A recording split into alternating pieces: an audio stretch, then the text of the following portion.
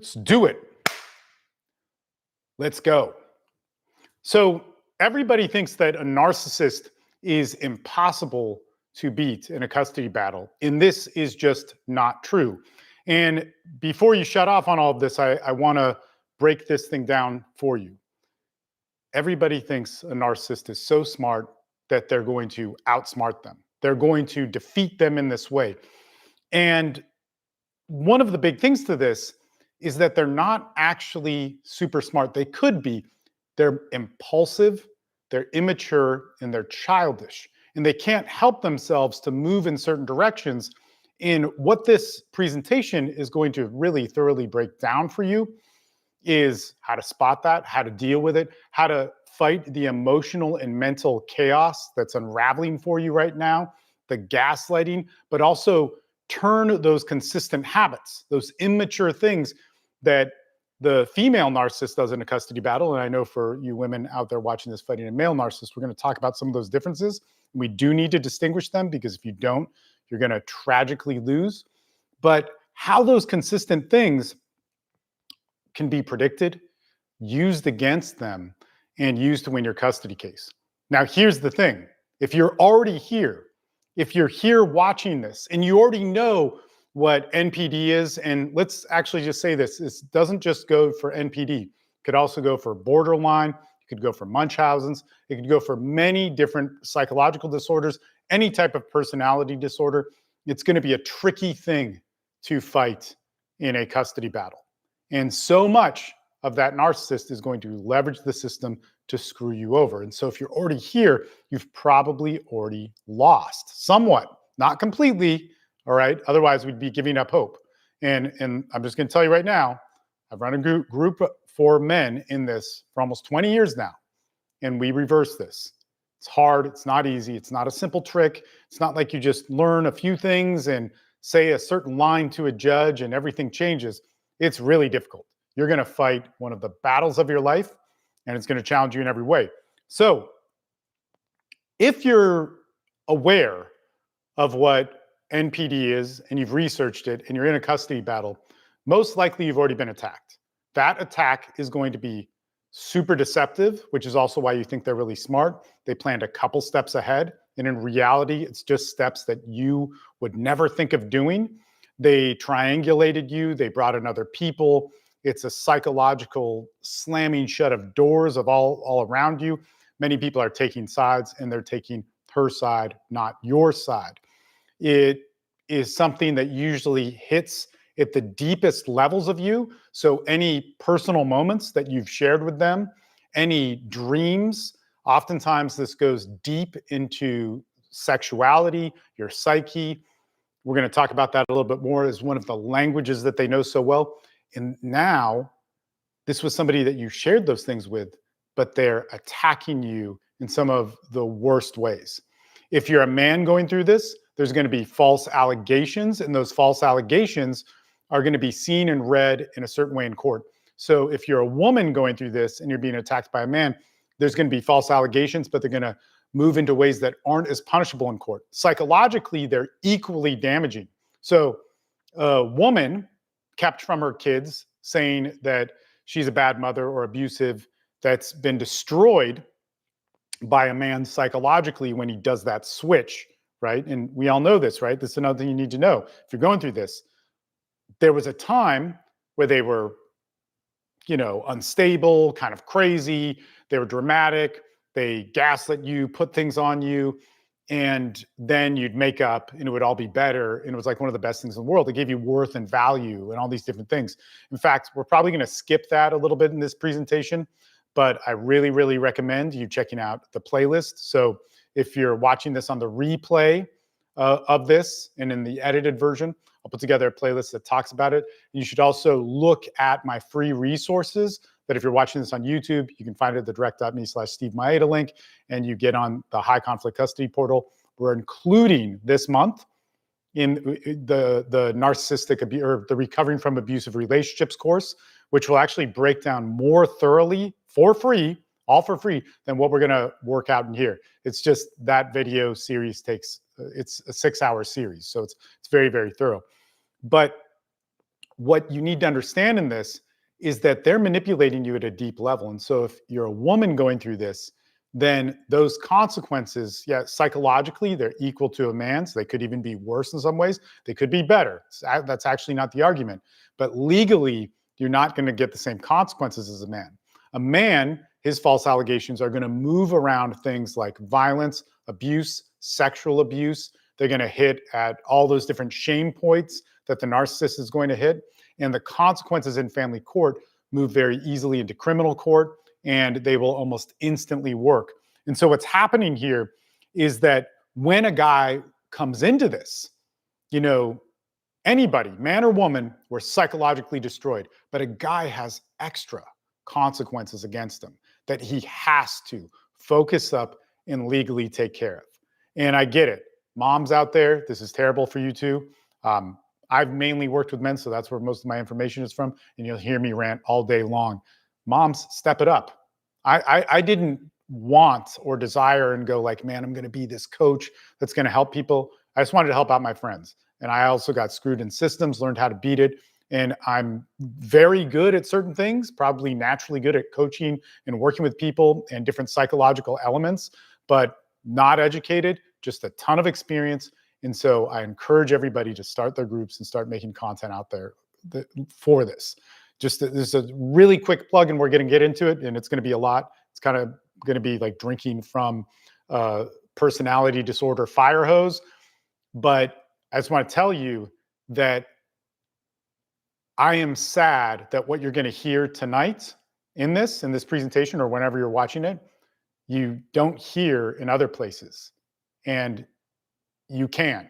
All right. So this comes from a group of a lot of guys that we've led through this process to defeat female narcissists in the highest of conflict custody battles. And I just want to pass on the message for you guys. Okay. So what are some of the core differences between a female narcissist in custody and a male narcissist? Okay. So man or woman watching this, this is mainly made for men. You need to know that difference, because if you attack a female narcissist in family court the way that you would attack a male narcissist or defend yourself, and a lot of that defense is going to have to be aggressive, you're going to lose. You can't do them the same. Even though the characteristics can be the same, the gaslighting, the manipulation, the going after your core beliefs, values, triangulation, all these different things, their weaknesses of cutting off their nose to save their face, like these angles to go after it have specific lines that you have to follow in the family court process. And they do not work the same. And part of that reason is a judge, let alone CPS workers, third parties, social workers, guardian ad litems, they're going to interview men and women differently. So I know that it's supposed to be equal. I know that everybody says that this doesn't exist and everything's fair and we're all professionals. BS, doesn't happen. Okay. And a male narcissist is going to leverage different things over that CPS worker than a female narcissist. And the consequences for that female who's the victim are going to be much different than that male. And so that means the defense for both is very different. Let me just put this black and white. A woman will be attacked and shamed in a certain way. Her motherhood will be taken away. And her process in court is going to be a lot different to argue than a man. A man is going to be, there's going to be things that are straight up illegal with immediate consequences that the court will err on the side of caution, and they do not need proof. A woman could still get screwed by those things. She's still going to have to defend herself, but you can't just walk into court and say that I'm scared and it will work for her. But if a woman, a female narcissist says, I'm scared, I'm afraid for my life, there will be extreme measures taken against that man. And then this puts him in a cycle to react, to be angry, to act normal in any situation, right? Where you're being accused of things, your kids are being taken away, your family and friends are turning against you, you can't have anybody listen to you, you're going to get louder, you're going to want to assert yourself more, and that is going to be read exactly like the claims she's giving you. Exactly like the claims of he's violent, he's sexually abusive, I know his sexual history and whatever, and he did this and that, and he's going to be super confused. He's probably going to be a little bit too loud. He might be justifiably angry, all these different things, and he's going to go to jail. He's going to get a protective order. He might respond to that and react even more out of control, attempt to see his kids, go to jail again, and it just cycles and cycles and cycles and gets worse. This cycle and this snowball is way worse for a man. And because of that, his tactic to defend himself is way, way different. All right, let's go back to my notes here. There's a lot that I teach on this. We actually did a 5.5-hour call tonight with our group, which kind of inspired this. I asked the guys afterwards, what is it that they want to see? So what I want to get into here is one of the first things that any narcissist is going to do, but a female narcissist that is attacking a male, so much of what we deal with here is going to be setting up a trap first. And this is, again, kind of what I said, makes you think that they're super intelligent, right? They set up a trap for you. Now, I'll give an example of this as I have in my notes here, but this is going to happen over and over again. So, like I said, if you're watching this already, you've already been trapped. You're already kind of screwed. And you're probably thinking, well, look, I could be rational. Remember those 50,000 times that we made up and it was like everything worked again. You're hurt. You're thinking those things. A lot of the men's development industry, which doesn't understand this, is going to be telling you, well, you need to cut that out, stop being a simp and all these things. Look, you're a man who is losing your family that you committed to, your family that you would be willing to do anything for. And of course, you're going to want to save it, right? It's not weak behavior, but it is dangerous behavior because right now, this is the first time she's keeping a wall in front of you. And that wall, that starvation is making you want to scrape and beg and all these different humiliating things that are just so horrible. And we need to understand that part of her trap is so creative and powerful to screw you over. And if you keep going on this path, it's going to screw you over. And so when you're ready to stop, come back and watch this. Or if you are ready to stop, continue watching this. You need to understand that you're at war. And that doesn't mean you need to attack her. That doesn't mean you need to hate her, but you need to preserve yourself. You need to defend yourself. So this is really, really important. Her trap that has screwed you over already and will continue to screw you over is dependent upon you reacting, you feeling sorry for her, you seeing the best in her, and you thinking that there's a chance to repair things. Now, I do want to make this clear that if you're not in a high conflict situation with somebody attacking you with false allegations and these types of things, of course, repair it, do it. But once those things start, once the ripcord is pulled, she's in a cycle that won't be able to stop. And it's not going to, and it's going to get worse. So the first level of that trap is you reacting, giving her a second chance, and not properly defending yourself. Okay. Now remember, we're at war. That doesn't mean that you need to hate her, see her as an object, hurt her. You're going to be thinking these things, right? That's going to be natural in the anger of this and then the realizing of how much you've been manipulated. But it's first defending yourself to preserve. And your emotions are going to get you in trouble. So we also don't want angry reactions that are retaliatory, right? And this is why it's so important to be a part of a men's group. It's so important to be around other people who have accomplished this successfully, because if you don't, you're just going to fail. Okay, so here's an example of like the second wave of attack, right? The second wave of attack, let's say third parties get involved, high conflict custody. You're going to have things like GALs, social workers, custody evaluators. You might have CPS called. You're going to have third party witnesses that are extremely important, that are going to be defining in your case. There's some of the most important witnesses. And on last night's live stream, we actually talked a lot about how to speak to third party witnesses. Now, these third party witnesses, especially if you're a man, they're going to be biased against you. They're going to assume a lot, even though they say they're not. But with that all being said, they're a part of the process. They're a very important part of the process, even though we may dislike them, even though they may screw up our cases. So we need to understand right now, that they're one of the most important pieces of the puzzle. Your testimony is huge. And if you screw it up, you can lose your kids. As I said in last night's video and other videos, if you have 7,000 or 7,500 character witnesses saying that you're great, she's bad, she's crazy, the worst thing in the world, and all the kids love you and they hate her, and you have videotape of this and written sworn affidavits and all these things of these 7,500 people, and you have one CPS official report that's interviewed everybody, and it says the opposite of that or different from that or even something neutral, that's going to be more important than all of those character witnesses.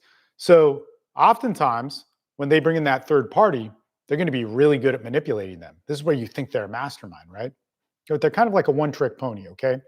But they introduce, let's say, a therapist, CPS worker, whatever. They talk to them first. They build a story. They speak charismatically. They seem sane and stable. They talk about all sorts of fears or allegations that they have towards you. You're disenfranchised, you're depressed, you're angry. You could be psychologically really unhealthy. And if you're losing your family, that would be understandable. Okay, so as we always talk about, that's normal. But for a mentally healthy person, that's abnormal. So we need to get normal. All right. So even though it's normal for us to be thinking some things that maybe we've never thought before, we have to get out of it. However, this is going to show through with that third party. We're going to want to argue. We're going to want to speak the truth. We've been isolated by all of our important family and friends members because that's what they're super good at. Any narcissist is going to turn everybody against us. And when we talk to that third party, we basically sabotage ourselves because we're acting kind of how any normal person would be when they're being accused of abuse or violence or sexual abuse, these deplorable, horrible things that oftentimes involved our kids or her. And then all of our friends aren't listening to us. All of our friends are judging us. All of our friends are on her side. And she's all over social media broadcasting who she is. And when we fight to tell that third party something, we're coming off as angry, unstable, unable to listen, unable to understand the process, unable to respect that third party when they're just trying to do their job of whatever that is, right? And you're coming off like a crazy person. The same thing that she's saying about you. And in fact, you're a little bit angry. And in fact, you can't let go of that she's crazy and she's the one that screwed up sexually and she's the one that lied to you. And you're going to tell them because this person's working for the court and they're going to go to the court and tell them, and you're going to convince them because she convinced them and you're going to do it better than her. Look, man, you first off, don't ever try and out crazy a crazy person. They're better than you, and they'll beat you with experience. It's Mark Twain quote that I totally screwed up there, but you get it, right? You need to understand how important this process is in all of that. So our court system makes it like way easier for a woman who has mental instability to just walk in and entrap a man and screw him over. Okay. It is built for that without her ever knowing, without her ever seeing the full spectrum of what the silver bullet technique is. If she walks in and starts to manipulate, lie, she has an immediate advantage of a man being seen already as potentially abusive, dangerous. Social workers, GALs, CPS workers are not trained properly to understand male pain and trauma. They, and there's something to be said for this. They think men should open up their hearts, be healthy, be good, learn to emote. But they learn, and I can agree to some of that, but in working with men for so long, I know that they don't do it in the social narrative way of how it's supposed to be. And so when men do start to feel, and it doesn't look like how it's supposed to be, it comes across is this angry, violent thing that a woman can just scoop up and manipulate, right? So how does a narcissist win? It creates chaos all around you, right? Sucks you into their lie, and you just follow it around dangling, like they're dangling a carrot in front of you, okay? So this is one of those traps that gets set, okay? And so what are some ways that we can immediately stop this? So this is phase one. We haven't gotten really into the legal stuff yet, but this is right at the beginning. This is going to be the first couple blows that happen to a guy. Number one thing he can do, stop reacting. Okay, we're at war. That doesn't mean we're attacking. That doesn't mean we need to hate somebody. That means we need to preserve. We need to defend. We need to start seeing how they're attacking us and seeing how we fall into that trap. We need to stop reacting. We need to most likely get in touch with some sort of support group or mental health professional group that, or mental health practitioner, where they can start seeing how a narcissist or a borderline person or somebody who has a personality disorder is going to manipulate us. We were trained for this. You know, this is something in our Recovering from Abusive Relationships course that is for free. Check out the 30 and 30 High Conflict portal. It's added to that, is that we were chosen, we were groomed, we were trained to be their yes man, their hero enabler. We were part of that triangulation party to other people, of buying into whatever disorder, chaos she was having, of her love bombing us, of her manipulating the situation for us to attack other people. All right. We were made for this, right? It was part of it. And so you have to understand that your reactions are also a natural phenomenon that you're having that have to do with a guy that has been trained to do this. Like it's a horrible, horrible thing. Okay. So when it comes down to this whole thing, we fit like a glove right into her trap. And it's easy for us. We need to also get around other men. Okay. So this is really important, right? We need to get around other men who've been involved in this. Okay. There's a serious lack of availability of that. I hate that. I hate the fact that in a couple years of heavy focus, so I've had my group for almost 20 years now, but in that time, let's say in the last 6 years of really heavy focus on this, we have a community of guys that have now won custody in this, that get the game. I don't want to say it's like they get the game and it's all just, woo, man, it's amazing. They get the game and they can fight it. They can see it. Why aren't other men doing this? I get that if you're in this right now, you may not have the mental capacity to organize a group and do these things, but I hate that that's rare. Find a men's group. The people that you're talking about this online on, TikTok comments, on Reddit forums, whatever, start unifying with these guys, get some leadership skills to put it in the right direction, have some events where you guys unify on the whole phenomenon of this, start sharing your courtroom notes, start looking at what won and what lost, and start being smart about it, man. This is what we have done in my group. And now we can definitively say, if you are ready to work at this and you're ready to really pay attention, we can show you how to win it. It's very, very hard, but we can show you, and we can show you proof of extremely, extremely hard cases that have been won. Okay, so let's go over some other things of how we can prevent this for men. You also need to have a baseline of the law. Okay, so a lot of times when we get into family court, we say that it's corrupt, it's a racket, lawyers suck, all of that's true. Okay, you're gonna hear me say that all day long, but that doesn't mean you can't win, and that doesn't mean that you shouldn't hire a lawyer. That also doesn't mean that you shouldn't go pro se. It's not one or the other, and it's never one or the other. Your case is your case, and it's gonna be unique all the way through. You can't win your case how I won my case, how the guys in my group won their case, but we can come together and share different information. But you have to commit to that. And so when we're going through this, fundamentally, you have to understand the laws. Because if you don't understand the laws, you're going to make stupid reactions. You're going to blow up in court. You're going to not know the process. You're going to embarrass yourself in front of a judge. All while this female narcissist or female borderline has opportunities to just smash you and is going to have green lights all the way through court. And you're not going to understand why it's working, why it's not working. And I'll tell you this right now. If you got this right from the start, which is very difficult because, like I said, we start losing if we're being attacked by somebody with personality disorder. We're not starting out winning because there's an incubation time of going like, wait a minute, this person is really relentlessly attacking me in an evil way. Like every time we make up, they screw me over worse. And it takes you 3 or 4 really bad tragedies to start to understand that pattern. I wish there was a way to get people to get that quicker, but it's just not how it happens, right? It's not how it's been happening. And so we're starting off losing in that, but we have to start learning, okay, so we're starting off behind.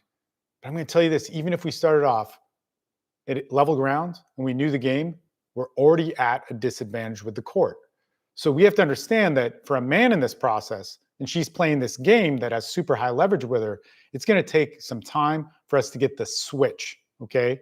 So if you're impatient and you want to fast forward and you're watching the replay of this video, the switch is where everything turns. And it will happen in your court case, even though you do not believe me yet. But I can show you proof of guys doing this. Not easy, takes some time, but it will happen and it'll get you custody. So when we get into this, we have to understand the statutes. We have to understand the laws. We have to understand how to appropriately talk in court. We cannot argue with her in court. She may be able to blow up. You cannot. Okay? You have to do things right. This is also why I always say in almost every single one of my videos now, and so I'll not bring it up too much in this one, go and watch Family Court. You can watch it on Zoom. There's 5 days a week. There's a Zoom meeting somewhere in the US. It's better if you watch your judge in your court, but if you can't do that, and especially if it's a false allegations case, you can't really watch other false allegation cases, or at least dealing with minors, but you can watch Family Court. You need to get the basics. You need to get that down. Please do that. That's just the like, man, I'm going to instantly save myself $10,000 by pressing a button and watching a live stream or a Zoom meeting of Family Court, which are open to the public 5 days a week, multiple cities all over the US that you can do sitting from wherever you're watching this right now. All right, moving on. Okay, so what's the strategy in all of this? So fighting a narcissist, fighting a borderline, fighting a psychologically unwell person takes a balance of 3 things, okay? And they're really, really important, and they contradict one another. There is a psychological war, there is a legal war, and there is your life, your healing process, your therapeutic life afterwards war. And in the psychological war, you have to understand that you're going to have to go through your demons on this. You're going to have to understand what peace is. You're going to have to understand what your hatred is. You're going to have to understand your contempt, your anger, and all the different things around this in order to get to the good things like forgiveness or seeing them as the mother of your kids and all this stuff that society says we should just jump at. You have many things to be angry about. You have many things to be hateful about, and you have to process that. Therapy, psychology, men's groups. If you're a woman watching this, women's groups, these are excellent for it. And I highly encourage you. And that road is super important. And it has to be done for a couple reasons. Number one, it will allow you to decompress. You don't want to be so angry that you're out of control in front of the wrong people. Okay, so that's the main reason why you need to do it. But the other reason is because that road of healing, that road of processing, that road of going through the hatred, the anger, the whatever is necessary to get to the other side so that we can be good men is almost opposite from the legal road. Okay. And the legal road is so important. In fact, it's the most important thing at first. Now, I'm going to say this, and I want to be clear about this. It's very hard to explain in a short format video, or this is longer format, but it takes a long time to explain and takes a long time to walk guys through this, is that if you lose legally, you can still go on both those other roads really well. In case of the life afterwards, you can move on, you can rebuild your life, all that sort of stuff if you get hammered and destroyed legally, just as long as you stay out of prison. And actually, I work with guys who've gone to prison, and my mind's completely false. I've looked at their entire case, worked it with them, and it's a horrible tragedy. And when you get into criminal court, things get super tricky. But even in that, there are good lives that can come in that. It may not be what you're thinking is any ideal, but if you're facing prison time, man, you got to find some peace. And our group, we're so loyal that even when men fall in that way, we will carry them through that. But let's say if you don't go to prison, you lose a bunch of money, you can't see your kids, you're alienated, everything's screwed, all the things that you don't want to happen, and all the things I don't want to happen for you, and we want to prevent that by all means possible in the highest percentage leverage strategic way. That if you have all of those failures, you can still move on and have a good life. You can also win psychologically, not repeat these patterns in your life, cut toxic people out, but you lose legally. However, if you can win legally, and this is the first part of it, because those other two roads, those are lifelong things. Psychologically, could be 2 years, 5 years. It can take a long time. Life is life. Building your life is for the rest of your life. But this part here legally is so important, because if you can win it, if you can get leverage over it, it's going to free up both of those other things. Okay. So I've seen it be successful even with a failure legally, and that's not a reason to quit. But if we can win it legally, we want to learn how. And so that's going to be at the beginning of your case, and that's going to most dramatically affect everything. Okay? That is going to help out in so many ways. But here's back to that first part that we talked about of this section. Psychologically is one road. Almost everything that you do psychologically in that is going to work against you legally. So going through your anger, going through your pain, going through the process of that, getting to forgiveness in it, all of those things are going to get exploited and destroyed in the legal process. If you get angry, if you show your anger, if you get out of control, if you get so sad and depressed you can't function, you can't look through evidence, you can't focus. If you go, man, I want to really start looking at forgiveness and go through this process of what it is, but I still get angry and have bad days, and I hate myself and I love her, and then I want to kill her. Don't kill anybody by all means, but these are normal feelings, right? I want to off myself. Don't do that either. Get help, please. But these are the normal things that you're going to be thinking. And if you bring that into the legal, it's going to allow you to make offers that are premature. It's going to make you back up on certain things that she is absolutely going to manipulate you on. You have to work the legal road in a cutthroat, ruthless way. Not to be mean, but because those are the boundaries of the court. The court is cutthroat. The court is going to hear you for 15 minutes. The court might hear you. We actually heard of a case today on our calls where the judge extended it and it went 2 hours. That's 2 hours. You think you can really tell the whole story in that hearing? That hearing that men get screwed on? The hearing where you get manipulated the most on? You really think that to happen? And you have to be on point. You have to be on point in every single way. So when we get into this whole deal of a narcissist is attacking us, and we have a psychological road that we need to handle this on, we need to protect ourselves from the gaslighting. We need to protect ourselves from being manipulated. We see the full spectrum of how deep they've screwed us over. And we have to go through the anger. We have to go through the frustration. We have to find out our self-worth. We love them, we hate them, all these different things. If you bring any of that into your case, you will be exploited, screwed over by her and the courts. Not because it's unfair or whatever, maybe that's the wrong way to put it. It could be absolutely unfair, but man, you know those rules. I'm telling you those rules. You need to understand those rules because this court line is ruthless. It doesn't care about you, it doesn't care about your story, it doesn't care about your feelings. It cares about its narrative that it needs to hear on why you are the better parent, why you are the more stable parent. It doesn't need to know why she's a narcissist, how she lied to you, how she, was deceptive, and you have 5 friends that think that. That line needs to hear that she's actually a liar by character, that she'll do it repetitiously, that things about the kids, and you need to share that. And as I brought up in last night's live stream, is that this is a narrative built by evidence that tells a story that the court can hear that ends to empower a statute. That's what you have to learn for this legal thing. Now, that legal thing of ruthlessness, of going for it, of shutting out the emotion is not going to help you in the psychological side.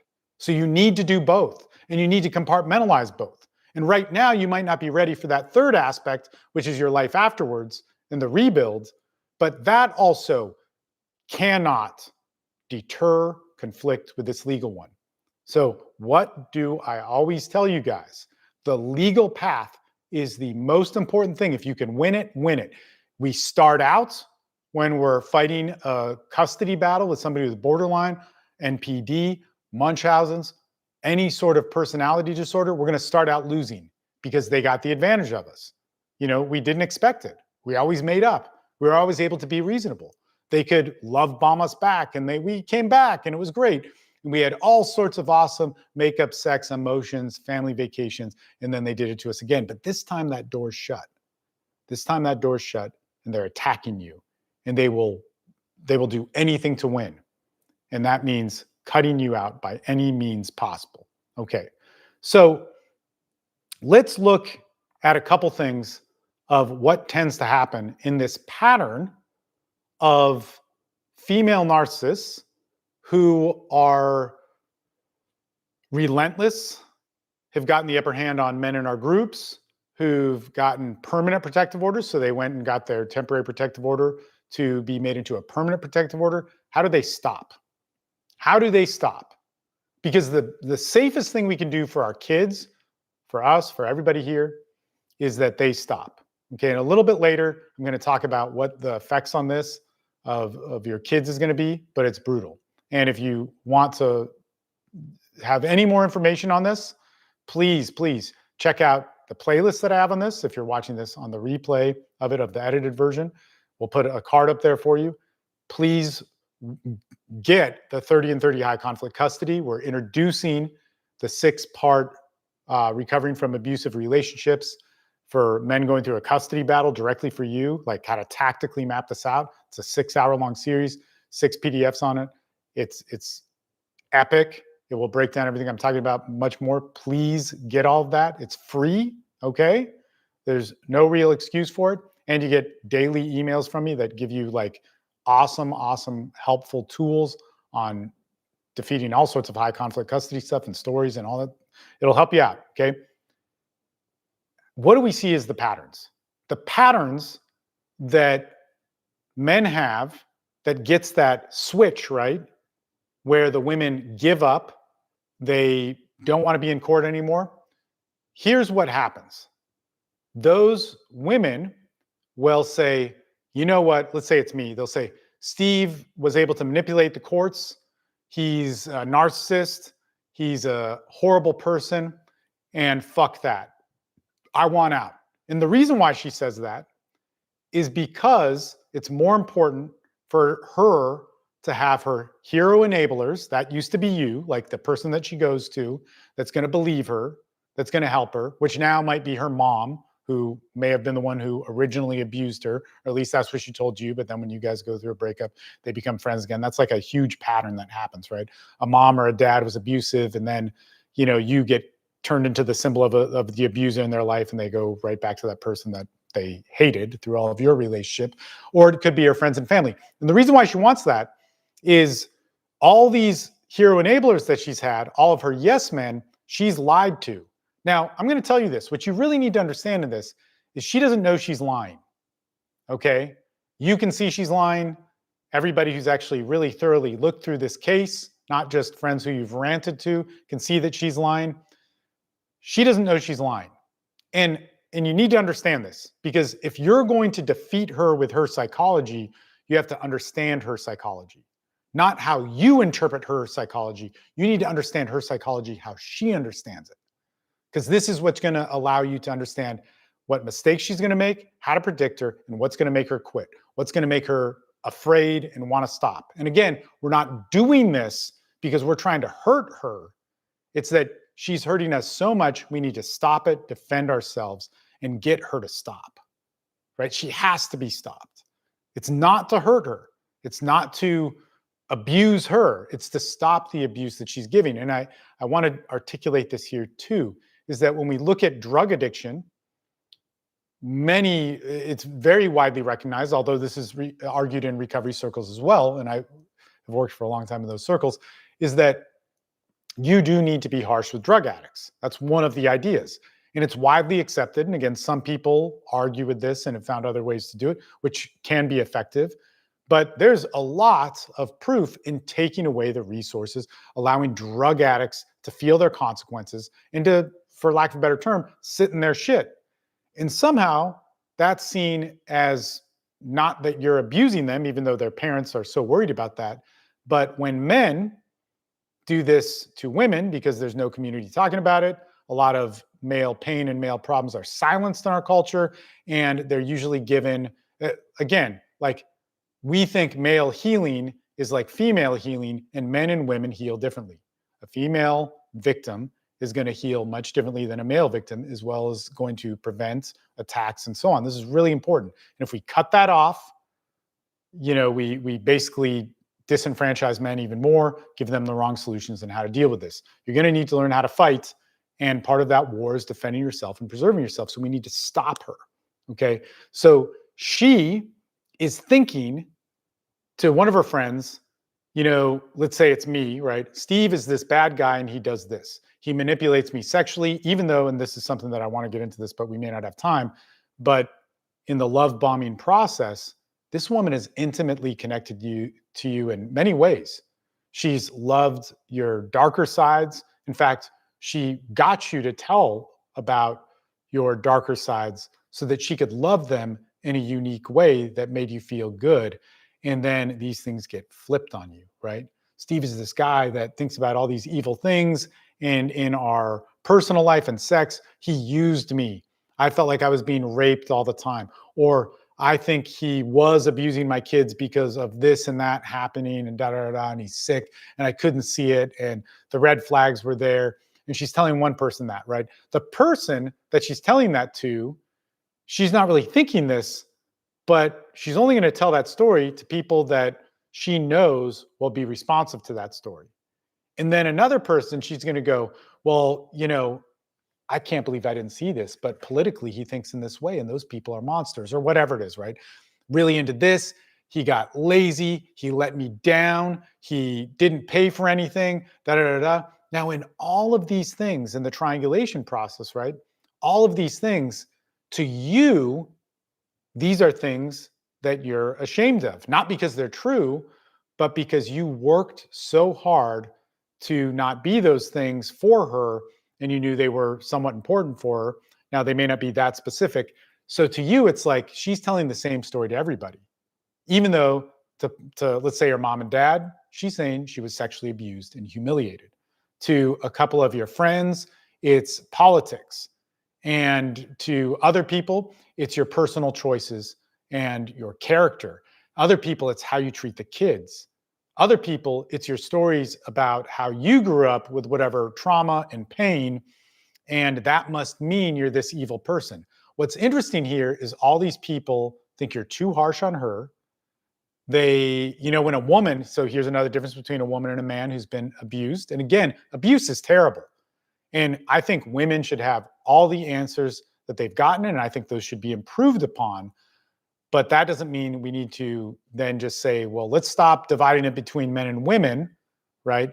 Because here's a problem with men that happens all the time. Okay. So she's sitting there targeting that man, and all of those men and or all of those friends and family, men, women, moms, dads, whoever, are saying, let's say it's me, Steve, you need to calm down. You need to chill out. Well, maybe you did do something. Maybe, you don't know that. This does not get said to a woman in the same way. So oftentimes with sex or sexual partners or getting overly dramatic, this could be said to women, but it's not in that you could have molested your kids, you could have hurt somebody, you could be a rapist, you could be violent, all things that you go to prison for as a man, and all things that your friends and family will hate you for, cut you out, disown you, give you death threats for. I just actually put out an email today about this very thing, and you will be cut out and destroyed as a man. It's not just that your reputation gets ruined, it's that your life gets ruined.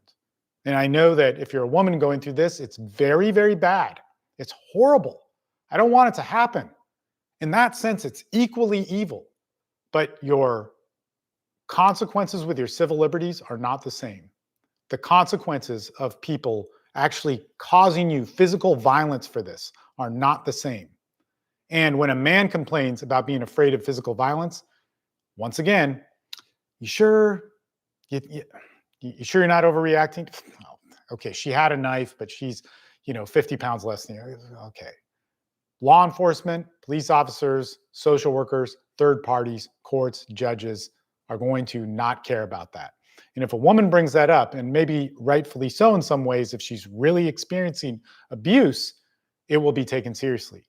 And what we should be angry about with people that say I'm cutting out women on this is we should be angry about the women who lie about this. And it does happen.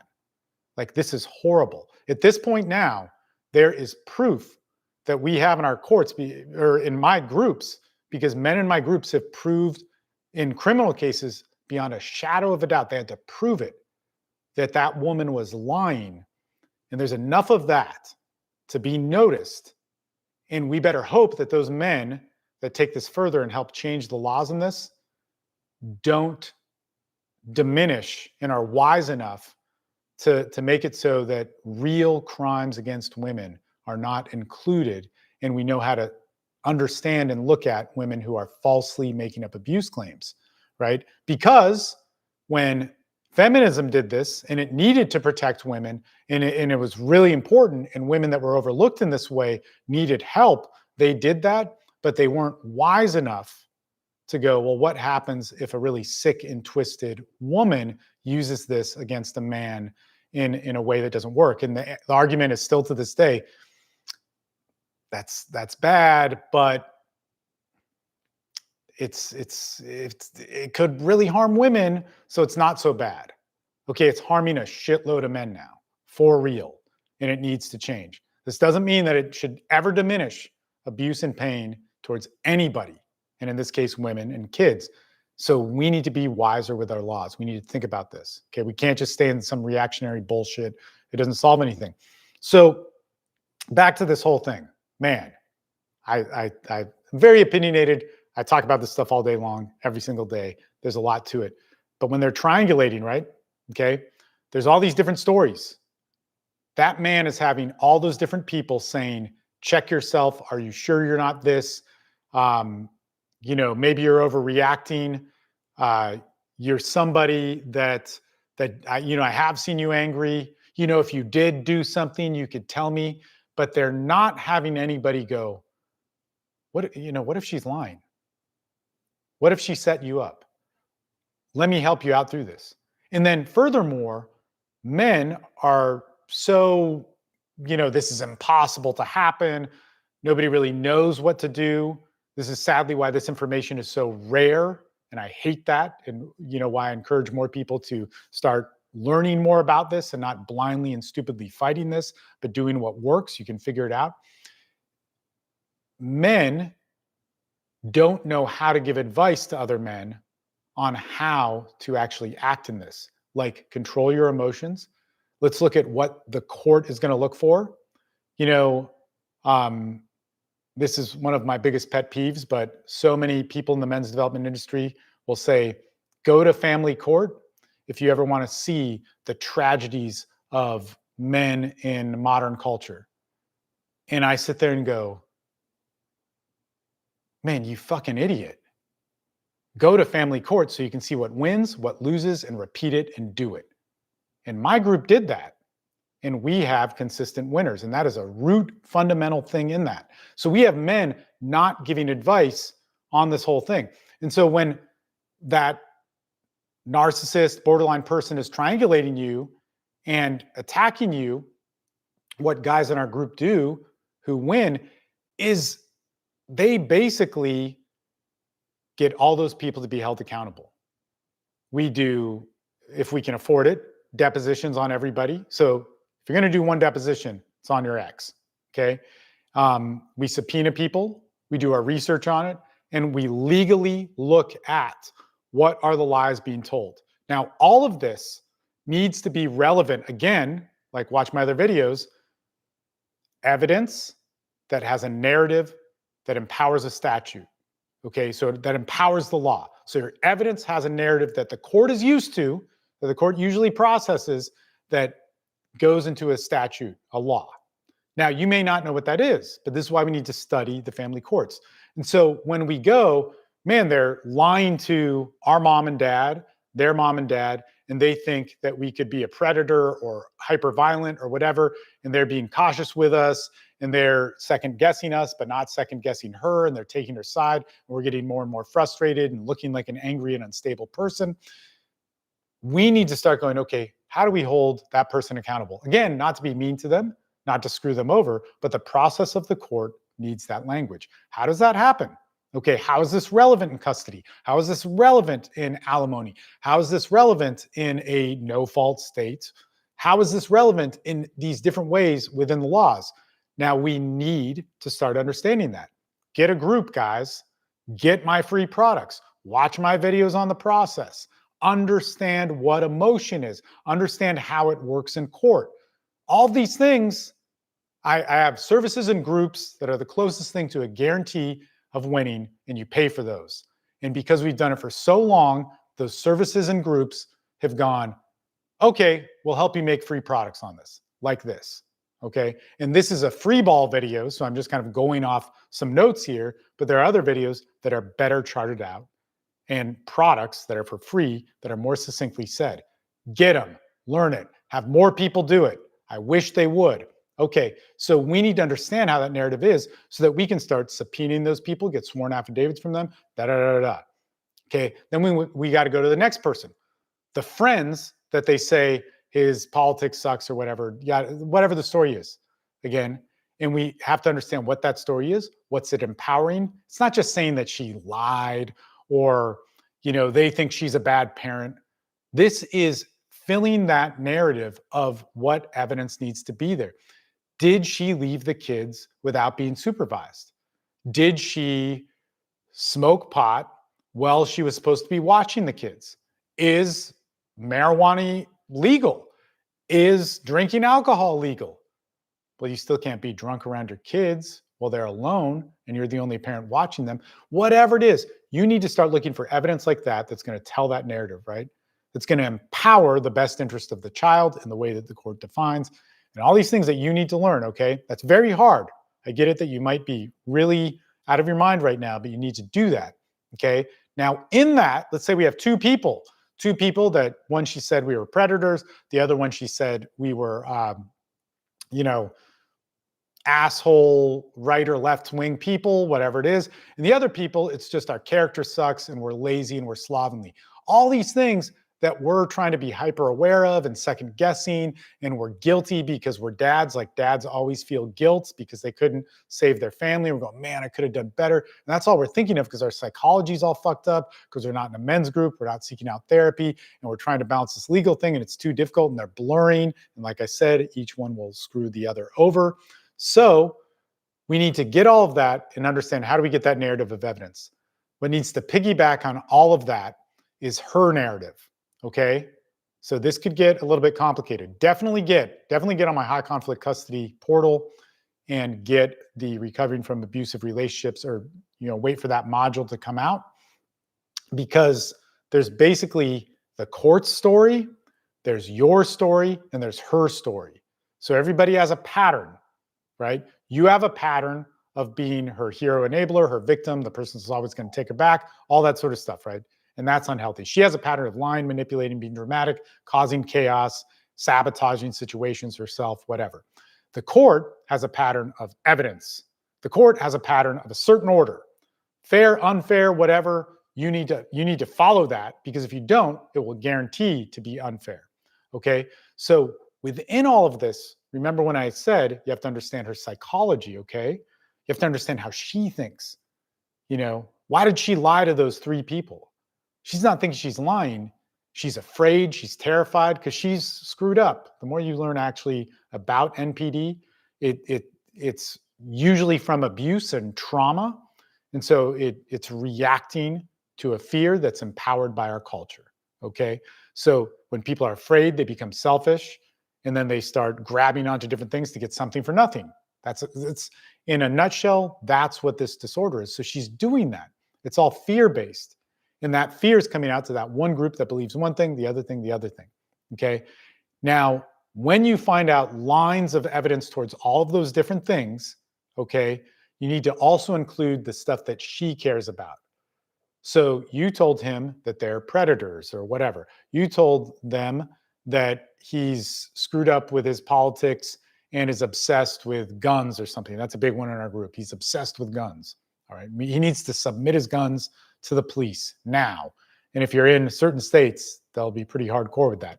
Other ones will be he's lazy, he's incompetent, he has PTSD, he could never get it together. It made me do this, right? It made me. That's what she's going to tell all of her friends, every single one of them. He made me break up because of his laziness. He made me break up because he has weird sexual issues. He made me break up because of whatever, right? So in all of that, you want to include that in whatever you're doing in discovery, because she's going to obsess on that and not the evidence. So she's not going to actually defend the evidence part, which is important. She's going to overlook it, and she's going to obsess about the narrative of what she told to people. Now, what's interesting is if those people start getting cold feet because they don't want to go to court, if they're being forced in this way and they start turning their back, if she starts realizing that, oh my God, now this doesn't actually happen, right? And I doubt that she's going to watch this video, or narcissistic people are going to watch it because they're saying, man, Steve's talking too much. I only want to talk about myself. Why am I listening to this guy, right? So if she starts going, oh my God, my parents are going to be in court, his parents are going to be in court.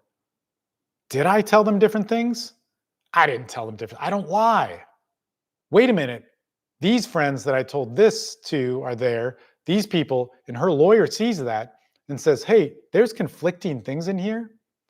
There's things in here where it might seem like you're a liar. She's going to say, no, that's not true. And when that starts to come out, is that may be the case, she would much rather say,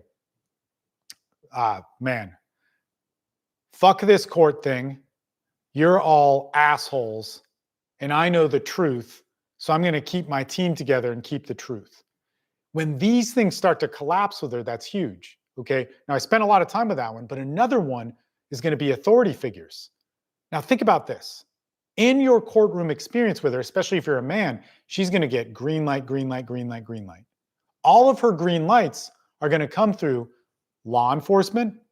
They're going to come through CPS. They're going to come through social workers. They're, coming through friends and family and all that sort of stuff. But they're all basically taking her hysteria, her fear, her dramas that are jumping out saying he's abusive, and they're being taken seriously. And so if we can create a situation, again, through learning the language of the courts and creating lines of evidence that have a narrative that the court is used to hearing, not just like she lied here and I have 10 references to it, so she's a liar. No, how does your court play out that narrative? This is difficult, right? Like you're all saying, Steve, just give me the answer. Dude, the answer is you have to go and watch your judge or watch other judges do it. You have to get around groups where guys design their cases and do this in very complicated ways because it's not easy, right? But you get that, but it's easy enough that if you have 10 or 15 hours, because you're probably spending 10 or 15 hours obsessing on how effed up she is as a narcissist or borderline. But if you have 10 to 15 hours to focus on that evidence and understand the statutes, you can do it, right? So it is doable. You do have the time for it. It's 3 months in between hearings, or maybe you have 20 days. You definitely have the time. So you find those lines, right?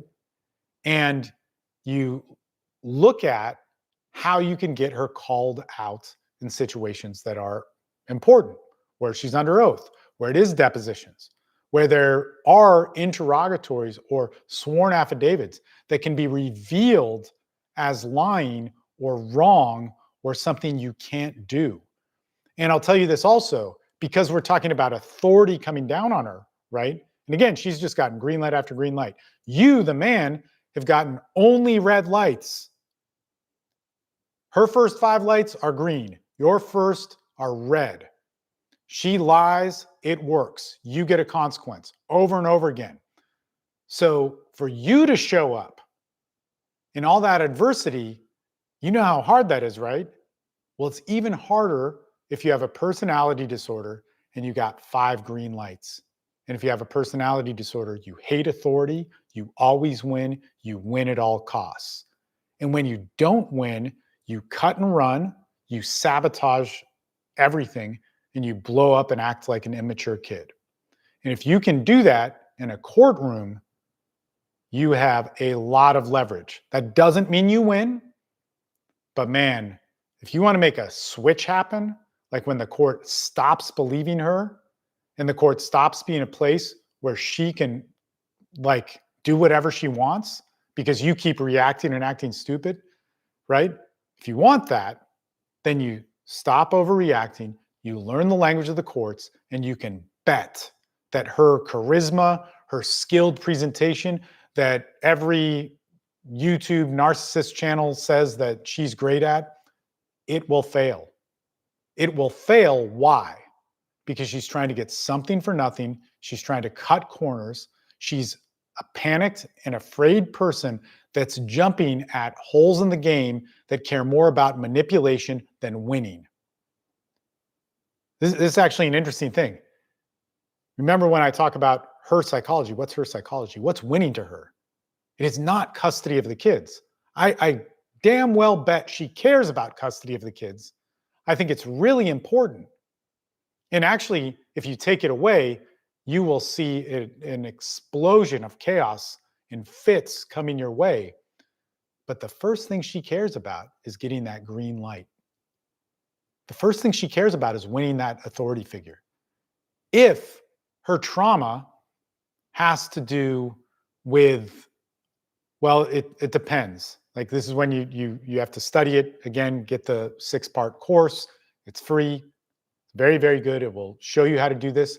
But depending on what inspired her trauma, she may try and then manipulate male authority figures with love, sex, adoration, other love bombing. You expose that and make that not work, panic, chaos, an inability to control it. If it's that she's going to manipulate men or women with sob stories, with feeling sorry for her, and that's her main thing. Like everybody does that a little bit, and you can make people stop hearing that. It is going to be one of the biggest personal catastrophes and meltdowns for her. Now, again, you're not trying to hurt her. You're trying to show what her nature is. So it doesn't mean you need to do much. What I'm actually asking you to do is do the court properly. Do the court right.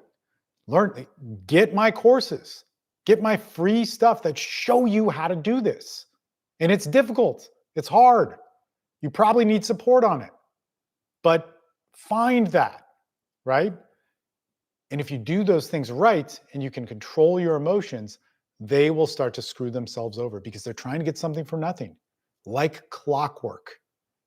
And when it is documented, so if you expose all this in front of friends and family, you might feel good for a little bit, but they're going to win you over, right?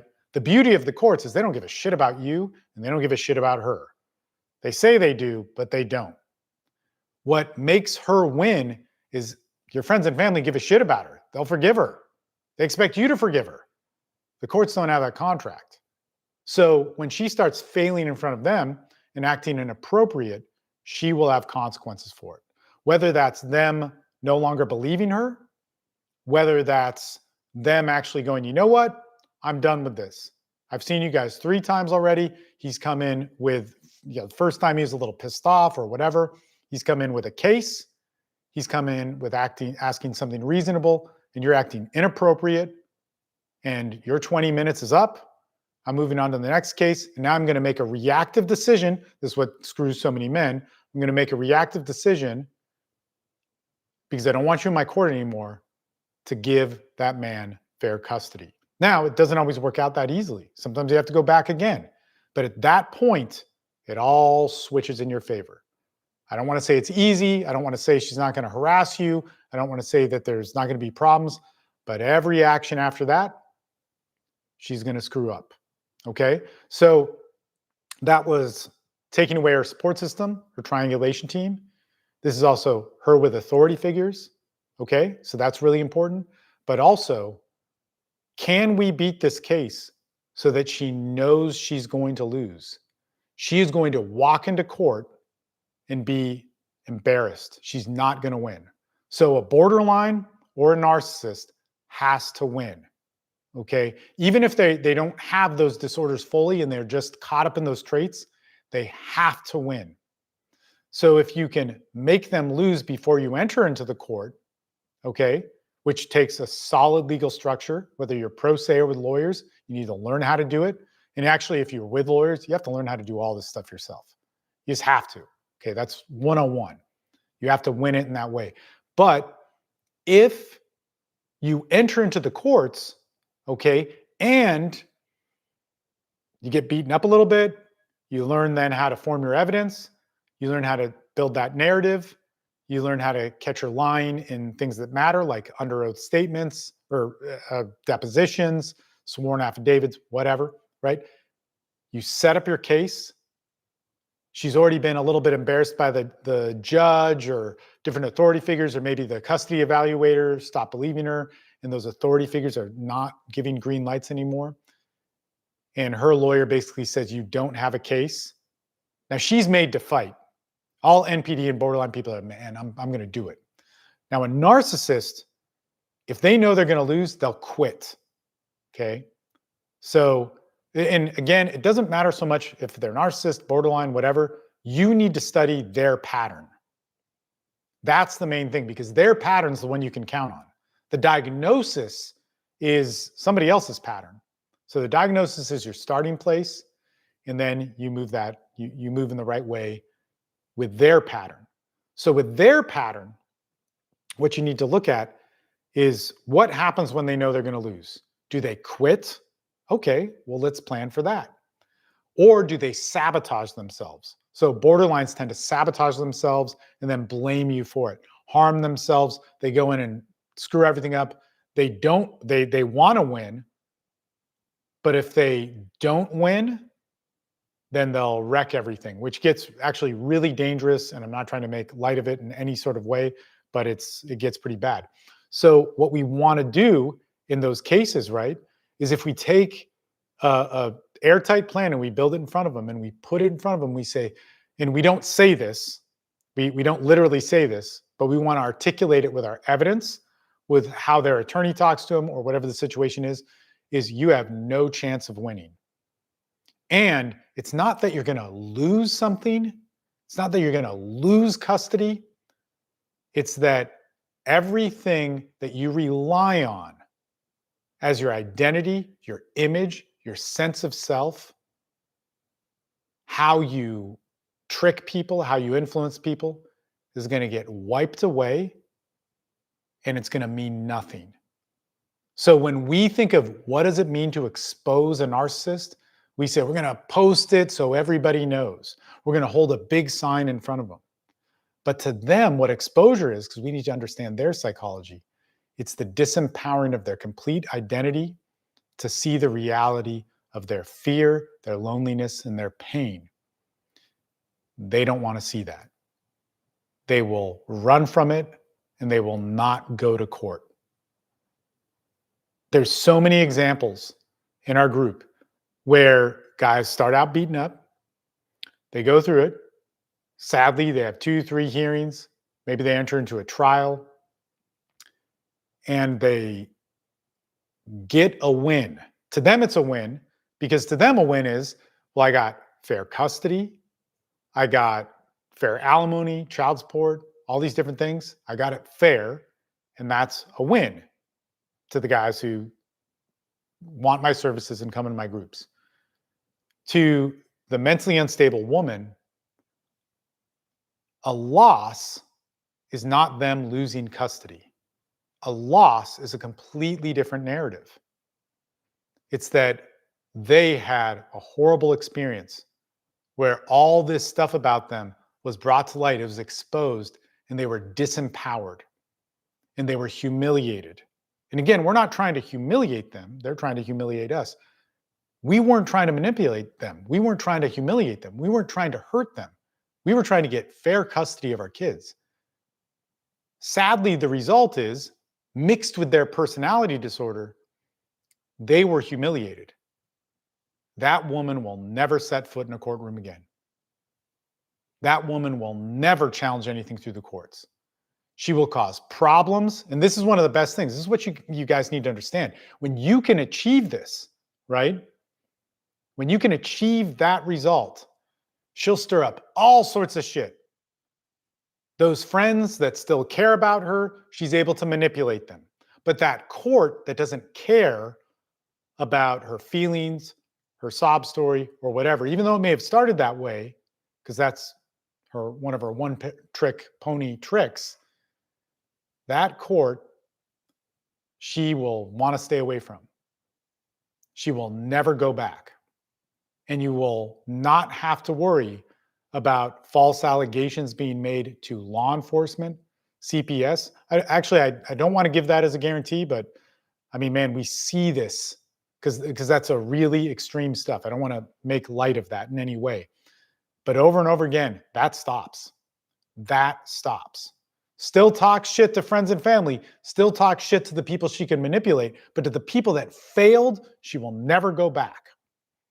This is what you want. They will not enter into a fight that they cannot play their game plan. And so you need to dismantle their game plan. Let's go back just a little bit here.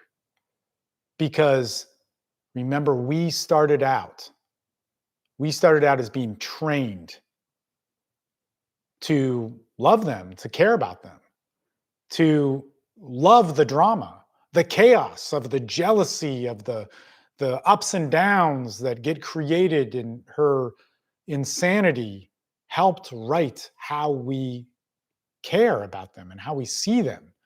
We would be a sociopath if we didn't care about them in those ways, right? Those red flags that we need experience to learn about, okay? That, we were made that way, okay? We're victims in that way. And in all of this, we started out losing because of that. And so we're convinced that nothing else could work because they outsmarted us. And they didn't really outsmart us, they were just things that we would never do. Guys, we have to learn how to win. So I see here on the TikTok live, there's a lot of women watching this. This is really for men, and it's not to discount anything with women. And I hope you can adapt these ideas to attack a male narcissist or whatever your situation is. But in the mountains of experience that we have with beating female narcissists in a family court battle, I want to also tell you this. If you do not win, I want to go through a little bit what loss looks like to your kids. If your kids are raised by a mentally ill mother, if your kids are raised by somebody with a personality disorder, they will learn things like love is conditional. They will have guilt over their emotions. They will walk on eggshells trying to please mom in all these different ways.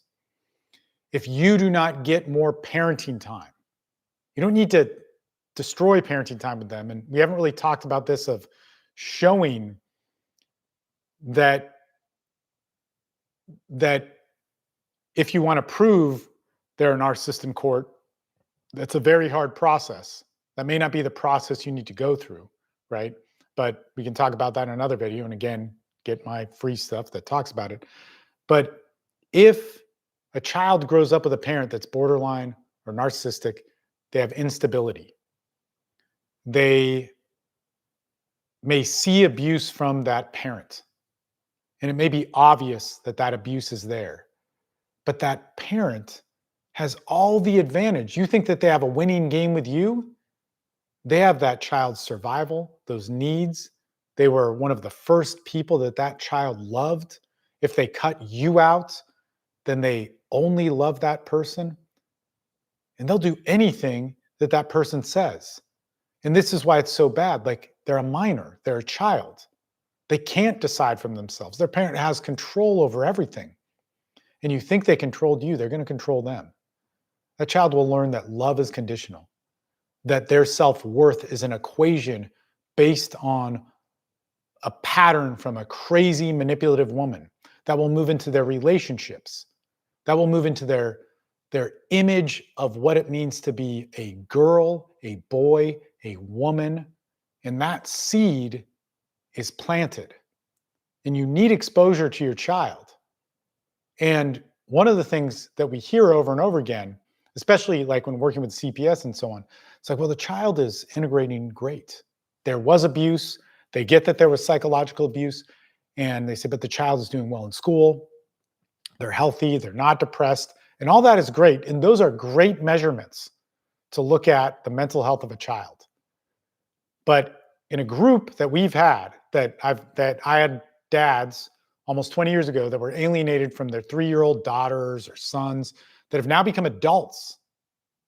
They're in college, graduating from college, they're getting married.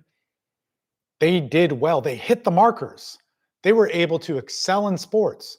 And I'm not trying to bash them, because I'm very proud of these dads who raised their kids and these kids that went through adversity. But there is an effect.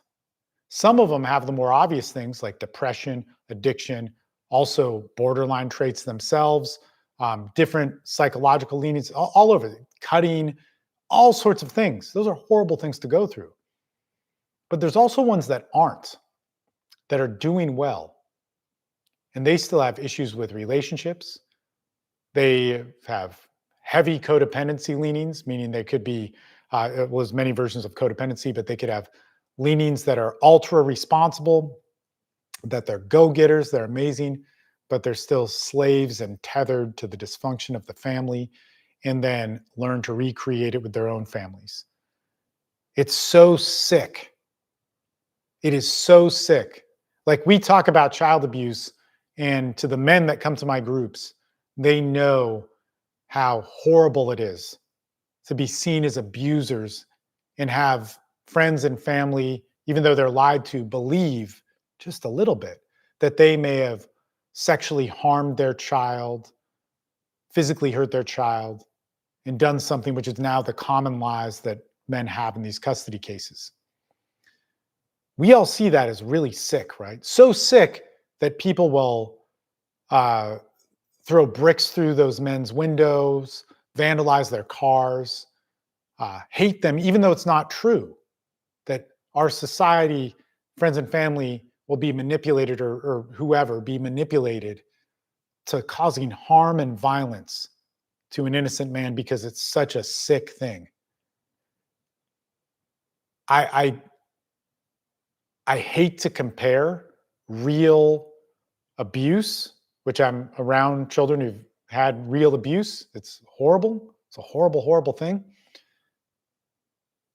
But to not care that we have mentally ill parents that are allowed to cut out another parent by our court system, that cause equal harm, sick harm, that's going to cause generational harm to children. We have that in our culture. And we just say, she was just a little crazy. You know what? He probably, we don't know the whole story. He can be a little bit angry. We have that as our best answer. Like we want to have an opinion about something. We should have an opinion about the real situations that men and women go through in family court and create a solution towards it. Create a solution where we have guys like Robert Garza change the laws, where we have people like myself and very few other coaches, very few other lawyers, mentors, whatever they are, creating stuff so people could learn this. Why? Because I'll tell you this, every man that comes to my group swears on his life that he's going to create a support group for men. He's going to dedicate his life to coaching in these situations, helping people out, doing free work, change the laws. And man, I'm a pretty lonely guy in this space. Of all the people that swore up and down that they would create something that would change a law, like Robert Garza did it. And there's 1,000 guys who start a petition that goes nowhere. We need to start understanding that hysteria, talking shit online, doesn't do anything. And we need to start really realizing you go sit with a man. You go sit with a man in pain. When you don't know what to do, sometimes just sitting there saying like, look, man, I believe you. Look, man, if you're in pain and you want to kill yourself, the best thing I can do is sit here next to you all night long and be a friend. Because I know what the roots of my material, of this material, that's real and works, and I can prove that it works. You know what the root of it is? Is I've done that for 20 years. And when you do that for 20 years, I hear a lot of guys say, I've saved 800 men's lives because they wrote me an email. Well, man, I don't know how many men's lives I've saved, but I remember all the ones who actually died. Because if you are putting it on the line with real male pain in our culture, it's so bad that nobody gives a shit about it, that if you're really doing it, you will see pain. You will see death. You will see stuff that you can't stop. And so from that, every single guy in my group that's one, we understand that. We understand what brotherhood is. We understand what helping men is. We never say it's some fake alpha bullshit. We never say it's a mentality that's a quick fix, because you're going to face something that's really hard. I don't want to steer you away from it, but it's going to challenge a lot in you. And we know what that's like. And man, thank God that there were men that could do that for me. Thank God that there's other men in my groups that do that for the other men that are just entering in. Because without that, I don't know what chance we have. When I did this, I didn't have any fucking support. I made it through alive. I don't know how or why. There's a grace with that. And I can't really remember it all, but when I see other men go through that pain, I go, holy shit, I was you. I can't find a good reason that's logical, that's emotional, that's speaking from the heart, that's speaking with all of the things I believe in spiritually, that could keep you alive tonight, because I know that pain. But I will sit there and be with you, man. That's what my group is. I wish more people did that, and they don't. I'm going to stop. Well, I'll continue the live stream. I'll answer questions. Holy shit, YouTube, man. Tech so fast. Thank you, my friend, for writing all this in. I'm going to get to some of these questions. I'm just going to answer a few because it's 1 a.m. And I appreciate you guys. I'll probably do one more live stream this week, and then next week may be a little bit rough. So the targeted parent that only focuses on fairness are the only ones that suffer by false allegations. Oh my God. Let me answer this question here, or this comment. Man, The targeted parent that only focuses on fairness are the ones that suffer from false allegations. When we get into people that make false allegations, this is oftentimes people with personality disorders, and usually women with personality disorders. Don't get me wrong, men make false allegations, men do all sorts of crazy things. But what makes a false allegation so dangerous is that the courts, especially family courts, are not going to follow the same due process. You need to understand that. And a judge has major discretion. That means that they can decide on the fly without evidence, without proof, to keep a child safe. And because they're not properly trained, or maybe they saw a really bad abuse case and didn't look into the truth of what, abuse and how it really works and all these different things, they make a jumping conclusion and screw somebody over. So false allegations are very dangerous for men and have greater effects on men, even though that women get them too. But man, like it's really terrible, okay, whenever this happens, and it's very, very evil for men. Now, I want to get into this.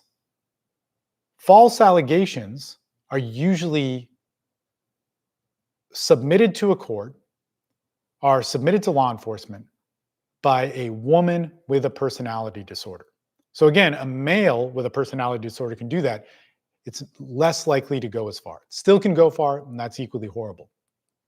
But because of that, what's so interesting here in this is that a man in our culture is punished for doing the right things. Okay, so let's just look at this in the courts. A man in our culture is punished for caring, for being a good man, for caring about his kids, for trying to protect his kids. All these things that you're going to do are going to work against you. Now, let me finish here. Don't jump to any conclusions. They're going to work against you in courts and in law enforcement, because your way of protecting your kids is going to be putting your foot down, asserting yourself, being really, really clear and saying, look, I did not do that. No, you want to challenge me? She's the one that's lying. That attitude is going to get you in trouble. But check this out. So in the courts, in many, many examples, not just that one, your best qualities, your qualities that if it wasn't your ex, if this was some stranger making those claims, a lot of society would congratulate you for it. But because it's your ex and she's saying it's for the kids, it stops being about you protecting your kids and it starts being about men can be dangerous. And your reactions in that, screw you. But it doesn't stop there. Here's what's super fucked up about our culture. So the solution then, that is in general popular culture, that's in most therapy. Now, in my groups, we have therapists that talk. Our call tonight, first 2 hours, first hour and a half. I'm getting this wrong. The first hour was with me. Next hour and a half was with a therapist that's very skilled in working with men and male problems. And it's very necessary with men going through this. No matter what you think of therapy, it can be very helpful. I really feel it's an added component. When you can find good therapists, it works out well. But so many therapists are not good. It's kind of like lawyers. They can be terrible, right? And in general, most therapy says men have problems. There's kind of this belief that by nature men are toxic, okay? That competition, arrogance, these are all rooted into something that we learned and somehow distorted into this patriarchal evil, and we need to be really careful for it, because if a man's allowed to be angry for a little bit, it's really terrible. So then this moves into the therapeutic answer and the more PC general culture answer of the way for men to heal this inherent toxicity, because it couldn't be anything good or of our nature. And again, even as I say this, it's like, so you think men should rape? No. But do I think a man's sex drive is all bad? No, it shouldn't fit the narrative of what women think that is. Men should be allowed to be men in that and not have women coming from a scarcity mindset of pain define how a man goes through his anger process, goes through his process of grief, goes through rage, goes through issues people can't understand, and goes through his exploration of how he feels sexually. And what's interesting is a man who's doing all the right things in that. Think about this, because every time I say I have a men's group, men and women say, oh, that's good. Men need to express. And men do need to express. That's why I have a men's group. But every man that's been traumatized in every aspect of our culture has tried to express and was shot down and told the right way to express, and that this way is toxic and he needs to be careful about it. And before he can express, before he can say that his ex is a narcissist or he's being abused by her, he needs to first question himself to see if he did anything wrong to stimulate that. Think about when we said that to women, but we don't see that that's even possible being said to men. So on the PC general culture side, also, that good man is crucified. And in all of his life, that good man stuff kind of worked. But now that he's in the family court system, now that he's had this flipped on him, now that he's being attacked in this way by somebody who has a personality disorder, borderline or narcissist or whatever, that now all of those good traits are seen as bad traits. So guess what? For X amount of years, 20 years, probably more than that, we've had a culture of men that have that. So then that creates the men's movement. The men's movement, which says men should be strong, powerful. Read Marcus Aurelius. Look at this dude who's buff and strong and badass, and he fucks all these chicks, and dude, this is it, man. And this men's movement, since I've been doing this, so the men's movement, it started out with Robert Bly and Michael Mead and all these guys, right? And they were really trying to do a good job, and that didn't stick. But since I've been doing it for 20 years, there's been cycles of this. So this could be the red pill, this could be the manosphere. And again, like, guys are like, dude, I am basically starving for this thing inside me.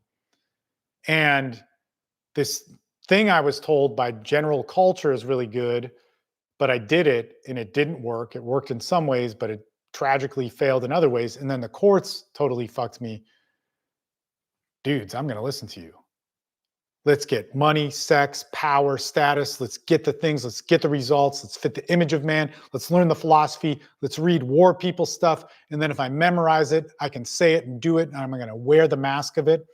And the problem with this is those people, one, we have a hyper consumer culture. You're usually being sold a lie. Those people aren't really working with men. And man, I'll tell you, some of the most badass men that I know that have saved men's lives, that have truly been heroes, maybe they just fought for their kids and put everything on the line for that.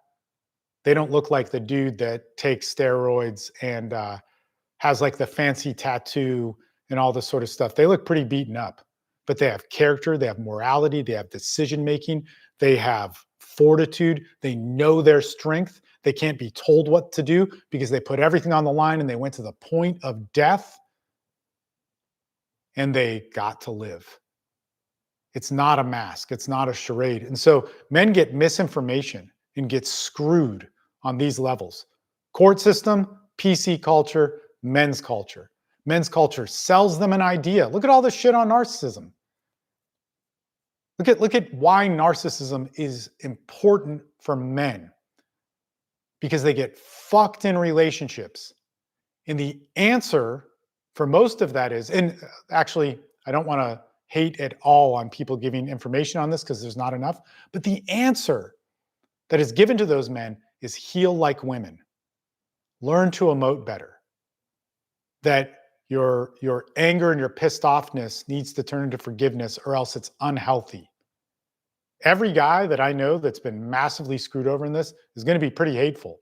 And that's not good. It'll kill you. But you want to get to that forgiveness? You have to go through a sacred road, my friend, and nobody's talking about that. I am so sorry, tech so fast, because I got carried away, and I'm going to go to TikTok because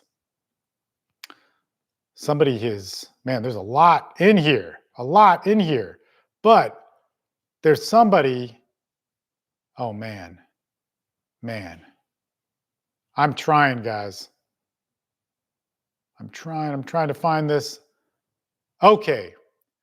From a woman, we'll just say Jennifer to keep you anonymous. My question, again, my question is, how do you want to support women who are trying to heal from a narcissistic husband? Man, the best thing I can do, Jennifer. Okay, so here's the thing. We need to first stop seeing me in this way because it doesn't do any good. And if I'm wrong at this, I'm wrong. Okay. Stop seeing that I'm trying to deny women help. So the best way to answer your question, and for real, the best way is if I talk to you one-on-one. And for that, I hire, or you got to hire me for consults and that sort of thing. And so the second best way is take the information that I give here and see how it can work for women. And the third best thing I can do is to give you this advice. Sit with women and learn how to do it. The more we make this a social game. So you got to realize, like really understand this. Please understand this. I did not give a fuck about men or women or any social cause. I did not give a shit about that. I didn't give a shit about narcissists, family court, or whatever. I started out when I saw pain that came from men opening up to me to really help them. And what that meant is I didn't make money. Like I have so many volunteer hours logged. I didn't even get credit for it. I drove to rehabs for free for 3 years straight, 4 times a week, 60 miles away on country roads because they were like post-prison facilities that were in the middle of nowhere. So if they ran away, the cops could easily find them, right? I did this for years, but 3 years, every week, multiple times a week. I spent time with each and every one of those incarcerated men that asked me for help, and I listened to their stories for free. Not so I could tell you. In fact, that's not the important part. The important part is that I sat with men and I listened to their problems. And you know, actually, what I got from that is when I worked in female facilities or worked with women, I was not as good. I was actually really bad at it. There were way better people that could do that. And so because I did that, I started groups where guys asked me for advice on dating. Man, oh, geez, horrible, right? Everybody's like super judgmental of that.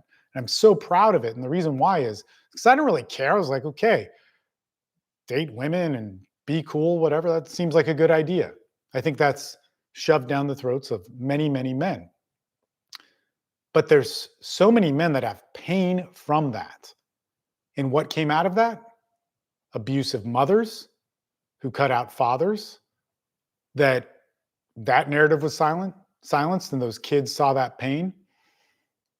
A shit ton of sex abuse, a shit ton. Horrible stuff. Because anybody being abused is bad. But here was the pattern with these men. In the 80s, in the 90s, in the early thousands, all the men who had hired me then could afford therapy. And in the early thousands, when I started, they tried to do all the right things. They couldn't understand why they had these issues. And it was very common that the psychologists then and the therapists then were trained to say you were probably making it up. Things like incest, molestation, all these different things didn't exist.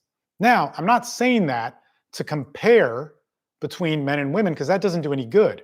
Like women should have a huge outlet for that, and they need more, even though there's way more exposure of this phenomenon going through.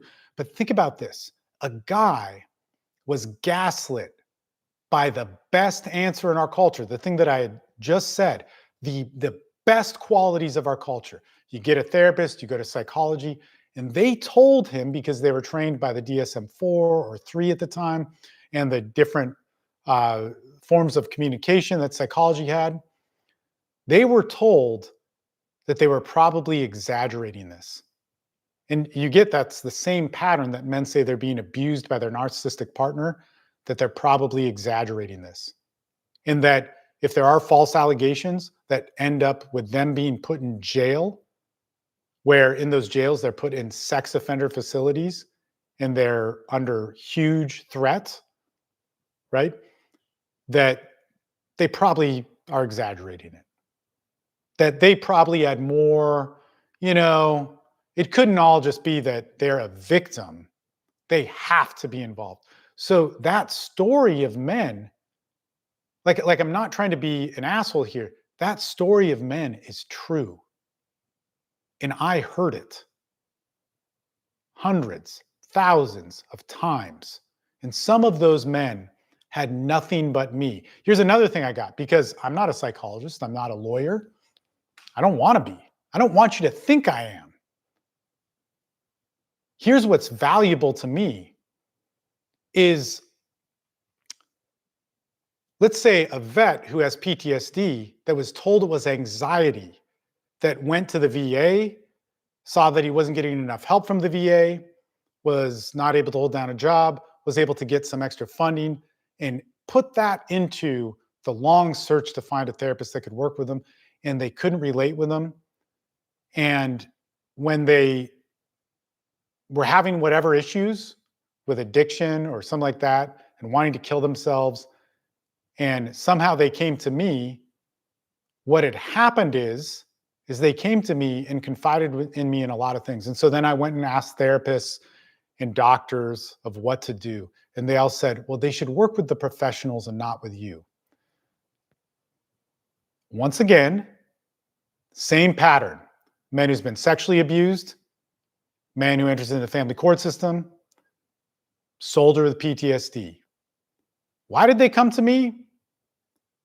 Because they did go to therapists, doctors, psychologists, and I want them to find good ones, and I help them find good ones, but they were rejected and misled and given a false solution. They were told over and over again, somebody who wakes up with night terrors, well, okay, we'll go to yoga. Did you do the yoga? Okay, they did the yoga. By the way, I am a yogi. I take it really seriously. I was actually just at an ashram earlier today and yesterday and spent hours there doing yoga person stuff.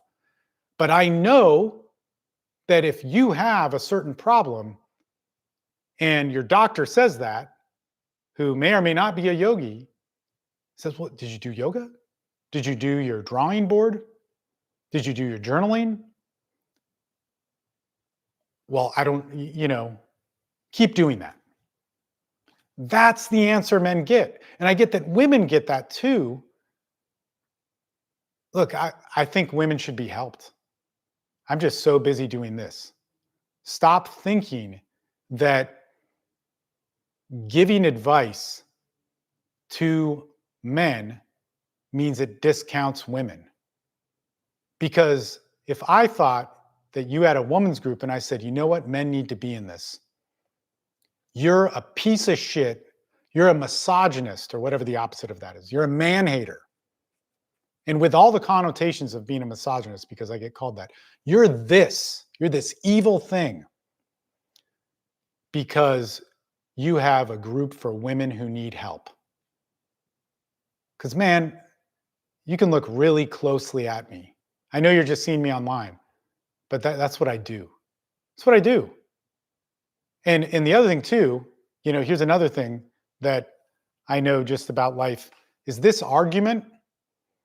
So I have a very good friend. I won't say her name. I have actually a couple good friends that are social workers, but one of them is the head manager or whatever at a for people who are sex trafficked, both men and women, right?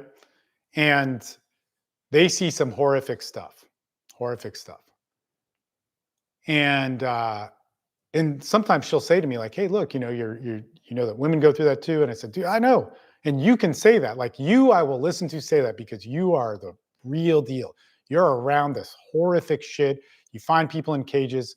And what I can't understand, and we talk about it and then we realize like, okay, we're not being assholes with each other, right? I'm not discounting this. I'm doing what I'm good at and serving something that really needs to be served. Okay. I go, how come all these people that say I shouldn't have a men's group aren't helping the women that you need to be helped or that you're helping?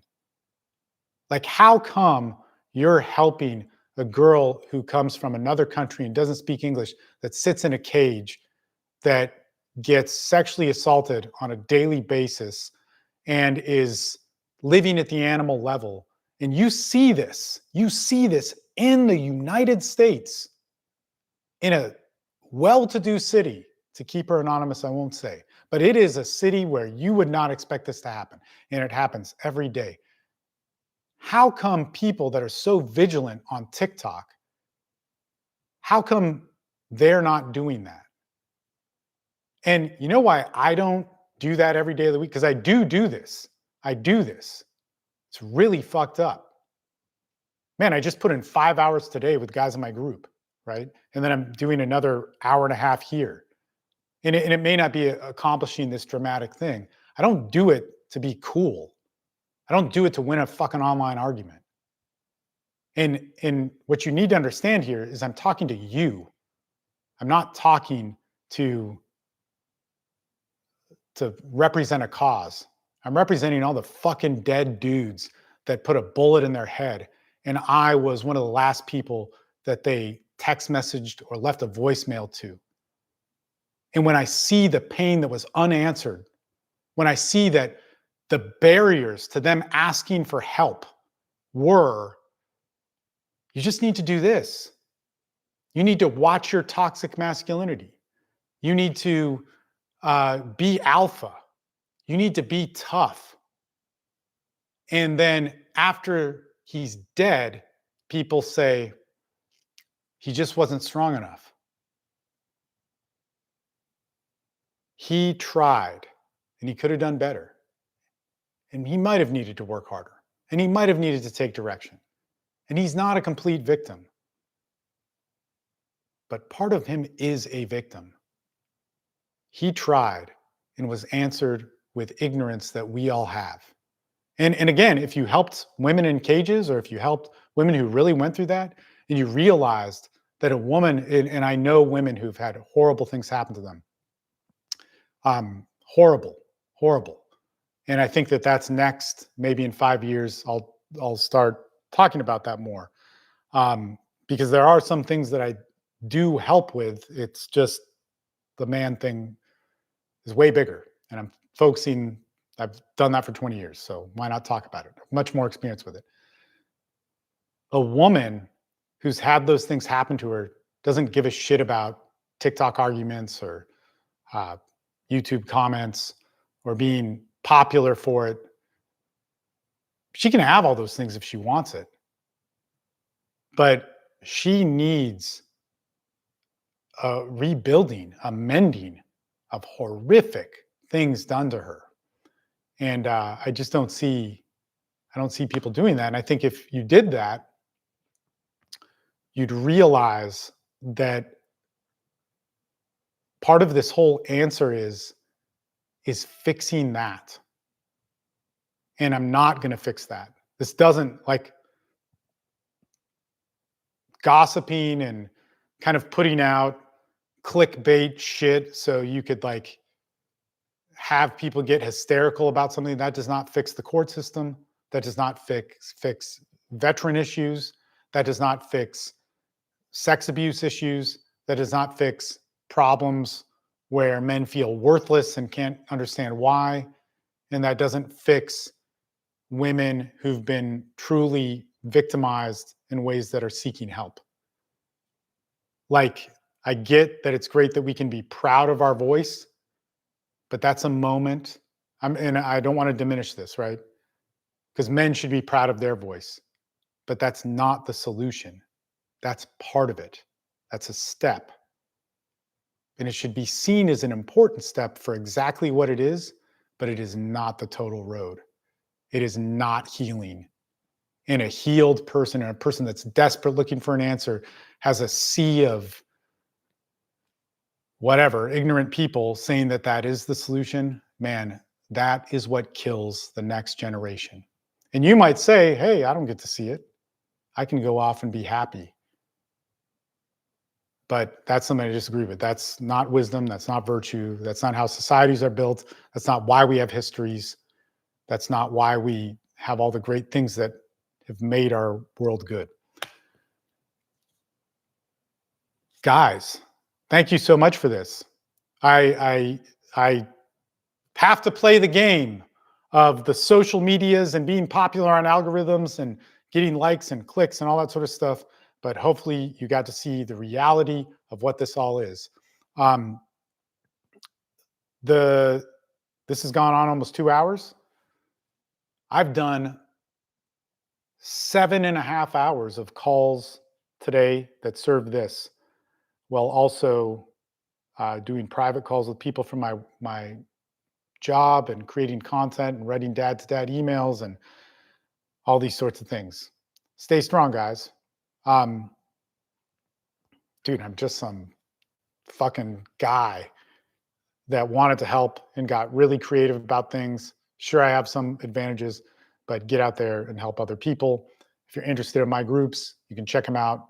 I have a ton of free stuff that will help you work it, have it help you. And if you need some extra help, then check out the paid communities. They're worth every fucking penny.